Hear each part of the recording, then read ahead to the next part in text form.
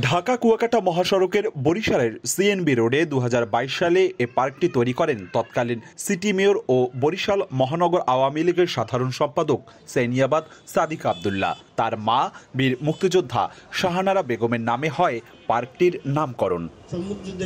তবে নির্মাণ শুরু থেকেই মহাসড়ক দখল নিয়ে নিয়ম নীতির তোয়াক্কা না করে পার্ক তৈরির অভিযোগ করেন স্থানীয়রা। এ নিয়ে সংবাদ প্রচার হলে সাংবাদিকদেরকেও তুচ্ছ তাচ্ছিল্য করেন সাদিক আব্দুল্লাহ।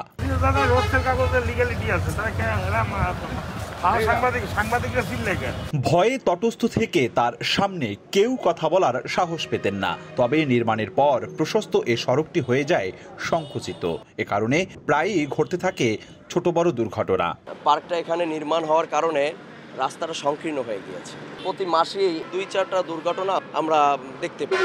ফ্যামিলি নিয়ে আসলে দেখা গেছে আতঙ্কের ভিতরে থাকি যে এই পার্কের এদিকে যাব কি যাব না। বরিশাল গণমানুষের একটাই দাবি যে পার্কটা যে কোনো একটা খোলা জায়গায় বা বড় একটা জায়গায় নেওয়া হোক। সিটি কর্পোরেশনের তথ্য মতে নগরবাসীর কাছ থেকে আদায় করা রাজস্ব থেকে প্রায় 6.25 কোটি টাকা ব্যয়ে পার্কটি নির্মাণ করা হয়। 5 আগস্ট ছাত্র জনতা গণ অভ্যুত্থানে বিক্ষুব্ধরা ভাঙচুর চালায় সেখানে। এটি সংস্কার কিংবা অপসারণে খরচ হবে আরও 2 থেকে প্রায় 3 কোটি টাকা। তবে ক্যামেরার সামনে কথা বলতে রাজি হননি নগর ভবনের কেউ। সড়ক ও জনপথ বিভাগ বলছে রাস্তা দখল করে নিয়ম বহির্ভূতভাবে তৈরি করা পার্কটি ভাঙতে হবে। ঢাকা বরিশাল মহাসড়কের 4 লেনের জন্য বাধা এটি।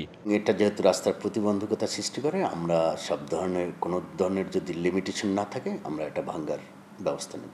2022 সালের 8 ডিসেম্বর বরিশাল হানাদার মুক্ত দিবসে পার্কটি সবার জন্য উন্মুক্ত করা হয়।